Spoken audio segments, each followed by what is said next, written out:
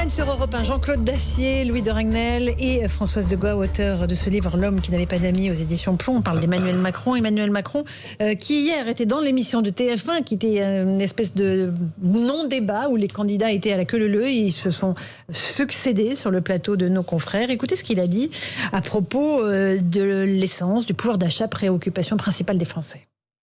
D'abord, je n'aurais pas été responsable si j'avais expliqué aux Françaises et aux Français qui vivent depuis des mois des augmentations de gaz, d'électricité, d'essence. Attendez, vous allez voir mon programme. Non, le candidat, si je puis dire, a été précédé par le président et c'est normal. Et donc le gouvernement a pris les décisions qui s'imposaient. Et là, le Premier ministre vient de le faire sur l'essence. Donc ça, ce sera maintenu le temps du pic de la crise. Et il faut le maintenir. Voilà, Françoise de Gois, un Emmanuel Macron à la fois président et candidat. C'est extrêmement difficile de faire la différence entre la casquette de président et candidat. Il est descendu de l'Olympe, Pierre. C'est-à-dire qu'on a bien compris l'organisation méthodique de sa non-campagne. C'est quelque chose qui est théorisé, qui est d'ailleurs avec une forme de suivisme très, très, très important d'une partie de la presse. Donc, hier, il est redescendu. Moi, je l'ai trouvé un peu fainéant. Vous comprenez ce que je veux dire? Fainéant dans son introduction. C'était assez fade. Il était, comment dirais-je, dans la logique du super favori. Quand on est super favori, c'est très compliqué de prendre des risques. Je l'ai trouvé fainéant. Et attention à la campagne fainéante. Je vois bien les sondages tout à fait extraordinaires dont il est crédité. Je prends beaucoup de recul avec ces sondages-là. Je ne doute pas qu'il sera au second tour, mais peut-être pas sur ces étiages-là. Et j'ai trouvé la limite hier, évidemment.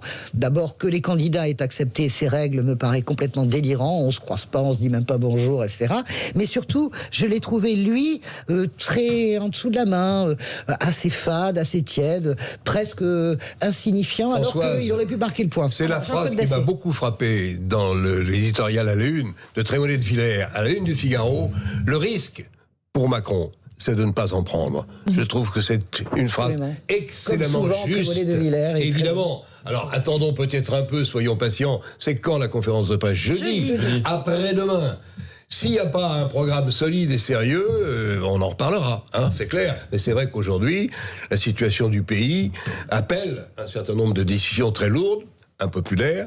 Je comprends d'ailleurs qu'il y a une certaine réticence à essayer d'annoncer le plus tard possible ce qu'il faudra faire. La retraite, il l'a fait, ça y est. Oui, la retraite, 65 ans, et il y a déjà des gens qui disent bon, mais c'est vrai que la situation du pays appelle des mesures fortement impopulaires, même si on essaie de les habiller, de les planquer comme on pourra. Donc, on va reparler de tout ça jeudi après la conférence de presse et la publication, enfin, de son programme. À mon avis, ce sera une conférence de presse fleuve, Louis.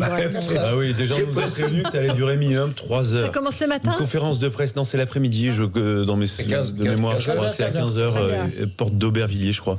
Mais effectivement, en fait, non, mais surtout, je suis assez d'accord avec ce que vous venez de dire. Oui, Françoise, il y a une forme de paresse.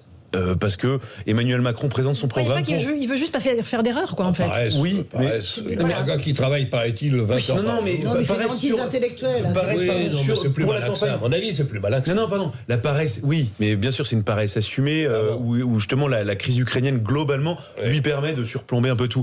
Mais s'agissant de la présentation de son programme, il le fait en fait parce que il n'y va pas de gaieté de cœur. Il le fait parce que s'il le fait pas, on lui reprochera de pas avoir de programme. Donc en gros, tout le monde le somme de présenter son programme. Voilà, je l'ai fait, je vous donne ce que vous voulez, je parle pendant 3 heures, je suis disponible, on ne pourra pas me reprocher de ne pas l'avoir fait. Ensuite, on regarde quand même le niveau de cette campagne. Donc, effectivement, il n'y a pas de débat, il n'y a pas de confrontation de points de vue. Deuxièmement, il n'y a plus de grands meetings. Emmanuel Macron ne le souhaite pas, il y en aura sans doute un pendant toute la campagne. Et donc, il y aura des réunions avec des militants. Jeudi soir, il sera avec François Bayrou à Pau, a priori, donc normalement c'est confirmé, avec un format très resserré avec des militants qui ont été un peu choisis, triés sur le volet. Alors il y aura un semblant de questions un peu punchy pour montrer quand même que la démocratie existe. Mais c'est vrai quand même qu'il y a un risque très profond. C'est un peu ce que disait d'ailleurs Éric Zemmour hier soir. Avec l'empilement des crises, on ne s'intéresse qu'à celle qui est la plus visible, c'est-à-dire la crise ukrainienne.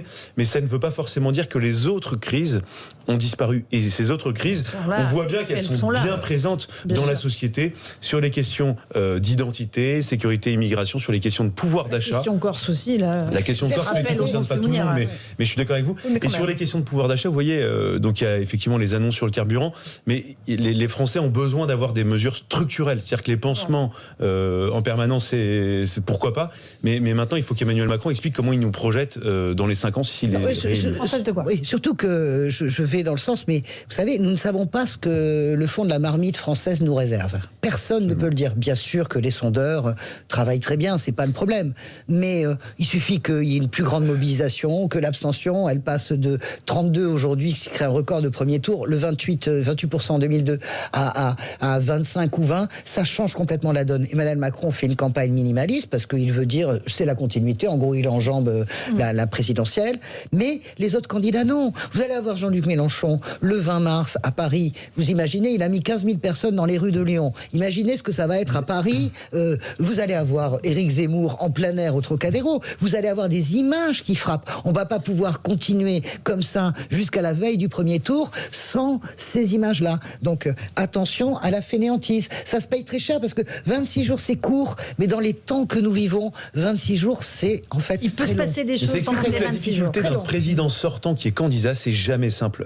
Je sais qu'on le répète souvent, mais parce qu'en fait, effectivement, en plus avec la crise ukrainienne, le confort, il n'y a pas d'indécence dans mon propos, mais le confort en termes de prise de risque, c'est de rester à gérer la crise ukrainienne et surtout de ne pas prendre de risques, comme vous l'évoquiez Jean-Claude, en termes de politique, de confrontation avec les Français.